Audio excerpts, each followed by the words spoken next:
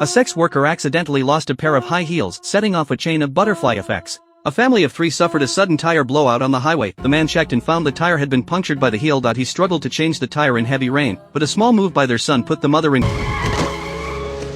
The star in the hit car tried to stop the driver from getting out, but the kind driver refused to leave the scene. Ignoring the star's threats, he ran out of the car. Finding the victim lying motionless on the ground, he rushed back to borrow a phone, only to be refused by the selfish star. The driver picked up a wrench from the ground, smashed the rear window, and forcibly took the star's phone, only to discover there was no signal at all. He had no choice but to take the family to a nearby motel, which soon became a nightmare for everyone. The motel phone was also dead. The owner told Nick there was a hospital nearby. Earlier, Lisa had been blocked by floodwater. When she tried to turn back, she crashed into and broke the telephone line, and her car broke down from the impact. Luckily, she met the kind-hearted Nick. When he learned the road ahead was washed away, Nick still decided to take a chance. Meanwhile, the star offered a large sum of money, asking the owner for the most comfortable room. Naturally, the greedy owner agreed. But Nick soon ran into trouble, trying to force his way through. His car got stuck in the mud. Try to tell you.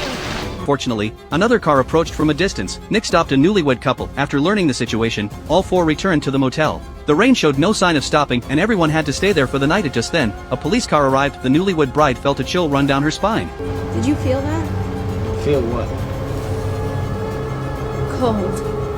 The cop was strange. He deliberately covered his photo when showing his ID and quickly put it away. Nick begged the cop to call for help via radio, but the radio had no signal due to the storm. Jack had to use ordinary thread and a needle to perform a simple emergency suture on her wound. At that moment, he noticed the boy seemed indifferent to his mother's injury. Instead, the boy stared out the window, curiously watching the cop escort a criminal. The owner put them in room 10. The cop handcuffed the criminal to the toilet, but no one saw the cop's guilty expression. Everyone here behaved oddly. The motel owner secretly hid some photos. Lisa kept checking the cash in her bag. The newlyweds slept apart. The handcuffed criminal tried to escape reckless. The former star took her phone, tore off the shower curtain to use as a raincoat, and went outside to search for a weak signal. A strange noise suddenly caught her attention. In the blink of an eye after turning around, she met a tragic end. Nick sensed something was wrong and went outside to investigate. He spotted the star's earring on the ground. Before becoming a driver, Nick was a cop. His professional instinct gave him a bad feeling. As he searched around, he heard another strange noise coming from the laundry room. Watching the high-speed spinning dryer,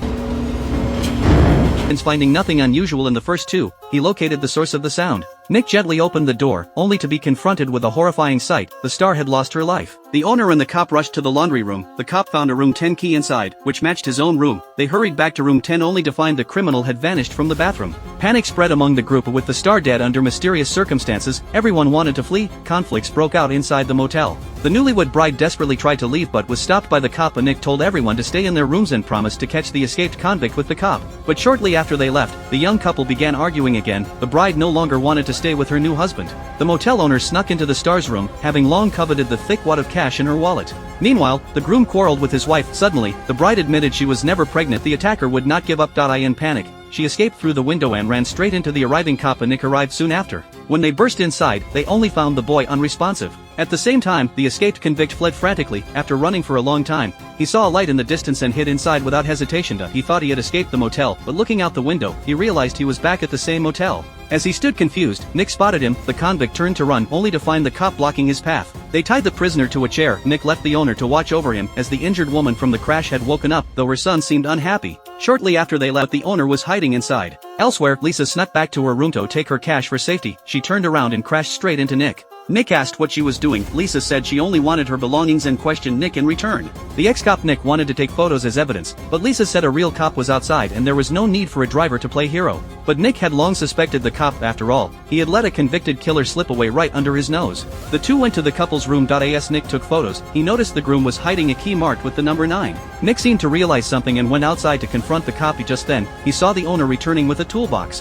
When they returned to the room, they found the prisoner had been killed brutally. The cop accused the motel owner of the murder and found a room 8 key next to the body. The owner pulled out spare keys to explain, but accidentally dropped the wallet he had stolen from the star. Everyone was now convinced the owner was guilty. Caught in front of the other guests, the owner seized Lisa as a hostage. Knowing the secret was out, the owner ran to his car to escape, but the little boy appeared right in his path. In the dangerous moment, the father sacrificed himself to save his son. Nick tied up the owner, who insisted he was innocent of murder. In truth, he was a bankrupt gambler. When he passed the motel, he found the Real owner collapsed at the front desk. Penniless, he hid the body in the Frigetto, take over the motel and earn easy money. This made Nick doubt his own judgment. The young bride grew worried. When she first arrived, she had seen a magazine on the shelf stating the area was an ancient burial ground a century ago, where many Native Americans had been massacred. She believed it might be revenge on them all. Everyone gathered in a room to wait for dawn. Then the little boy walked into his mother's room. The bride recalled a movie, 10 strangers stranded on an island, dying one by one in strange ways, all sharing a common bond, just like the people trapped here. As they chatted casually, Lisa and the owner discovered they had something in common. Both came from an unknown small town. Lisa said she had seen an orchard for sale online in her hometown and planned to buy it and start over, and Nick finally understood why the money meant so much to her. But this was not the shared trait linking everyone. Just then, the cop found the mother in the bedroom unresponsive, and Nick regretted being unable to save her. The boy finally grieved the loss of his mother. At that moment, the cop found a room 6 key under the bed. Nick was confused. The mother had died from the car crash, not foul play. But Lisa made a shocking observation. The mother's husband had also died in a crash. The answer might lie outside. They quickly moved the car and found a room 7 key in his pocket. Everyone was stunned. Nick refused to believe in ghosts. Using elimination, he formed a vague theory. Birthday, May 10th. As Nick flipped through the papers, he suddenly heard a loud commotion around him. In an instant, he was transported to another world. Strangers stared at him. One man introduced himself as his doctor and held up a photo, asking if Nick recognized the person. Nick thought for a long time and said no. But the doctor said this person had been responsible for 6 deaths 4 years earlier. Traumatized by childhood abuse, the man had developed severe dissociative identity disorder. Telling me this because you knew that it was all one of his personalities.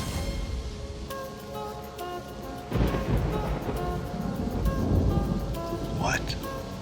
When Nick still refused to believe, the doctor took out a mirror. He explained that after Nick's arrest, they were now giving him medical treatment, forcing his multiple identities to confront one another and eliminate each other, leaving only one kind personality behind. Unless the evil ones were fully destroyed, the judge would sentence him to death. The doctor urged Nick to complete the mission. With that purpose, Nick returned to the motel. The sheriff and owner were still searching for clues. Lisa snuck into the police car to escape, only to find the wires had been cut in the glove compartment. She found the convict's file. She was horrified to learn the so-called cop was actually a criminal. The two brothers had killed a real police officer during transport using a hidden weapon. With only one uniform, the other pretended to be a prisoner. When Lisa opened the trunk, she saw the murdered real cop. She tried to warn the motel owner, but the fake cop appeared behind her. The owner knocked him out just in time, but as he reached for a gun, he was attacked and killed. Lisa narrowly escaped and ran straight into the returning Nick. He told her to stay put while he went to end everything. Determined by the doctor's words, Nick stared firmly and confronted the fake cop directly. No words were exchanged. Both acted at the same time. With incredible willpower, Nick sacrificed himself to stop the killer, fulfilling his mission.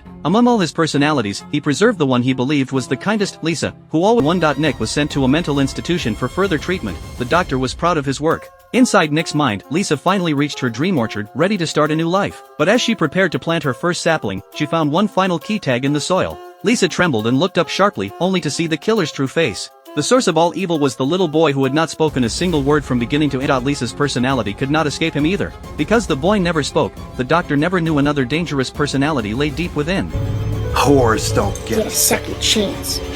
This seemingly chaotic film is actually based on real events. The fated star reflects the elite mistreatment the overweight man endured growing up, as well as his hatred for wealth and power. The newlyweds mirror his real parents, a lying mother and an unfaithful father. The convict represents harmful social influences that fueled the man's dark personalities. The boy's father is the ideal father figure the man wished for, or abandoned by his biological father as a child, he grew to hate him. The boy's mother reflects his ideal mother, while his real mother was forced into a desperate life. The fake owner, a gambler, mirrors his real father, greedy and lustful, yet ultimately died saving another. The driver and fake cop represent two extreme adult personalities. The sex worker stands for his real mother. Many viewers think she represents goodness, but most are fooled by Lisa's image. In his heart, his birth mother was always evil, and he grew up in constant abuse. In the end, the silent little boy is the reflection of the man's traumatized childhood and the true source of all evil, his core self.